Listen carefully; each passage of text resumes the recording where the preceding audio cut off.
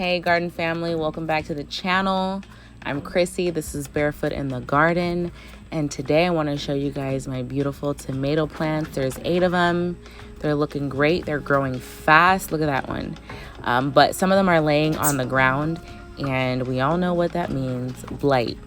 So I'm going to be tying them up on the new trellis we put up, and I'm going to be pruning off the lower half. But I want to show you guys a cool little hack. You see these strips? It's just strips of a tank top, an old tank top that I don't wear anymore.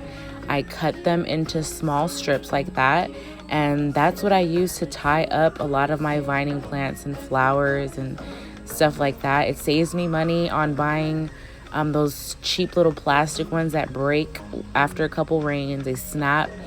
This fabric, cotton, seems to just be more durable in the garden. It works really good. They're stretchy, and you cut down on your plastic. You all know I love to recycle, upcycle, and cut down on plastic usage. So this is a really good way to incorporate saving the earth in your garden. So you see, I'm just tying it up to the first 12-inch trellis piece. I made sure to put that first one 12 inches off of the ground so that I know where I need to prune these bottom lower leaves off. It's just a really easy way to keep track of the length of your plants, the height of your plants. So I'm just going to tie them up. I love these little t-shirt straps.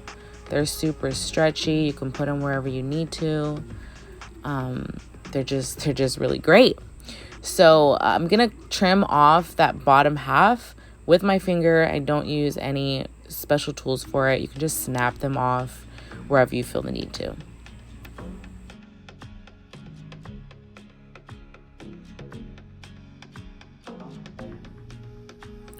One thing that you really need with growing tomatoes in any type of condition, any type of climate, is airflow. Airflow is very, very important. There can be a lot of insects that are attracted to your tomato plants, and if you don't have the proper airflow, they just have so many nooks and crannies to multiply in. And by just simply pruning off all of the leaves that aren't necessary, all the foliage that's not necessary, you can cut back on a lot of insect growth. That is a really good example right here of a sucker that you can put into soil, and it will grow you a whole new tomato plant. So if you're interested, like this one right here, it's really mature, it's really thick already. You can just prune that one right off, stick it into a small pot of seed starting mix, and it will grow you a whole new tomato plant. So if that's something that you're interested in, you can double your plants by just pruning them. It's a really easy way. So just like that, you see how the bottom is really naked? That's what I like to see, because there's nothing but airflow going on, and there's no splash back from the dirt on those lower leaves when you prune the bottom half like that. If you could look at the difference between the one that I just did and this one. All of these bottom leaves are just unnecessary. They're just gonna start drooping, hitting the soil. That soil is gonna splash back in there, and look at that sucker right there. That thing is huge. That thing is huge. It'll just bring diseases. So just prune the bottom leaves off.